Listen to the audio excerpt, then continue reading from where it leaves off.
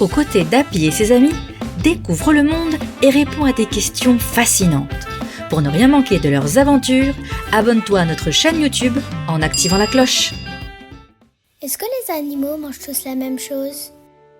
Tous les animaux ont besoin de se nourrir pour avoir l'énergie nécessaire pour se développer et rester en bonne santé.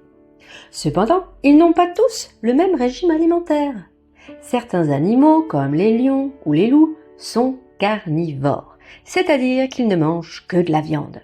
C'est pour cela que les lions chassent les zèbres ou les antilopes, quand les loups attrapent des cerfs ou des lièvres pour se nourrir. D'ailleurs, c'est pour cette raison que leurs dents sont très pointues, notamment leurs canines. Elles leur permettent d'arracher et couper la viande facilement. D'autres animaux, comme les chevaux et les vaches, préfèrent manger des végétaux, comme des feuilles, de l'herbe ou même des fruits. Ceux-là sont dits herbivores, et ils possèdent des dents plates qui les aident à bien mâcher les plantes. Prenons par exemple l'éléphant. Avec ses 4 molaires d'environ 30 cm, il peut broyer près de 200 kg de fruits, feuilles et autres végétaux chaque jour. Enfin, certains animaux comme les ours, les sangliers ou les renards mangent de tout, c'est-à-dire aussi bien des plantes que de la viande. On les appelle omnivores. Nous, les humains, sommes naturellement omnivores. En effet, nous mangeons des légumes et des fruits, mais aussi de la viande et du poisson, même si certaines personnes font d'autres choix alimentaires. C'est d'ailleurs pour cette raison que nous avons à la fois des dents pointues, parfaites pour déchirer, et des dents plates, idéales pour mâcher. Et l'antilope, elle se fait manger que par le lion?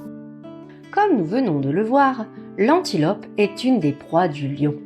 Mais elle dispose également d'autres prédateurs. Elle peut se faire manger par un guépard, une hyène ou même un python. Elle a donc une place très importante dans ce que nous appelons la chaîne alimentaire.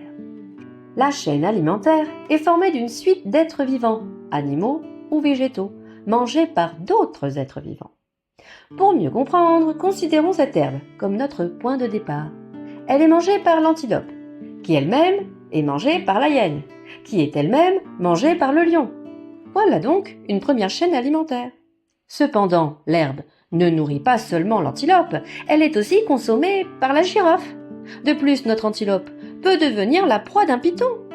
Ces interactions illustrent un réseau alimentaire complexe où tous les êtres vivants interagissent et se nourrissent les uns des autres. Il y a de quoi s'emmêler les pinceaux avec tous ces êtres connectés, n'est-ce pas? Tu comprends alors que l'équilibre de ce réseau alimentaire est extrêmement fragile. Il suffit qu'un seul être vivant disparaisse pour que toutes les chaînes soient bouleversées.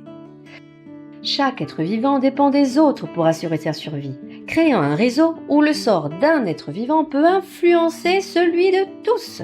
D'où l'importance de préserver cet équilibre naturel. À l'école, est-ce qu'on a aussi un réseau alimentaire comme dans la nature?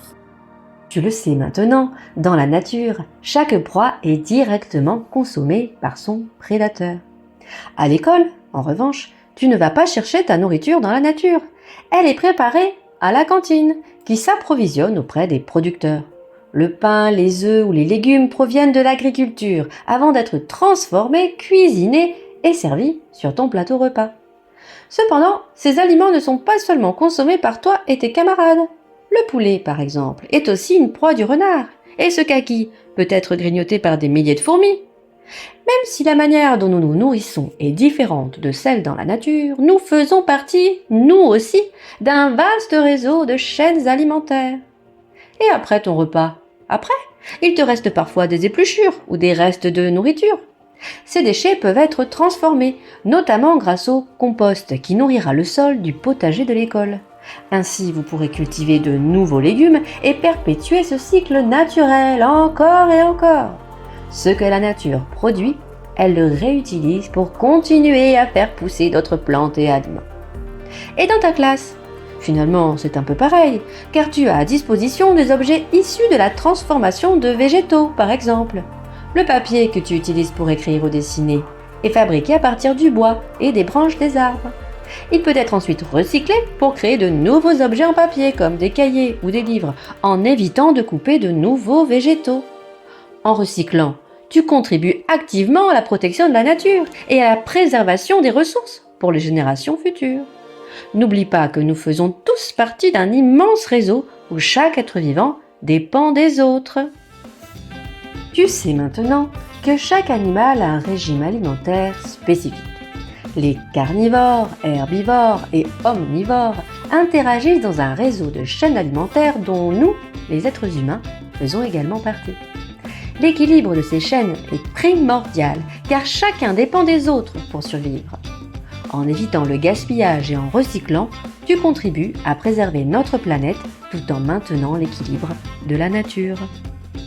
Retrouvez-nous pour en savoir plus sur Questionner le monde en téléchargeant la séquence complète disponible avec cette vidéo et correspondant à votre niveau de classe. Vous trouverez la fiche de préparation, un quiz, une fiche d'exercice pour vos élèves, la trace écrite et une évaluation. Utilisez les liens dans la description ou directement sur le site passeeducation.fr. À bientôt pour de nouvelles découvertes scientifiques.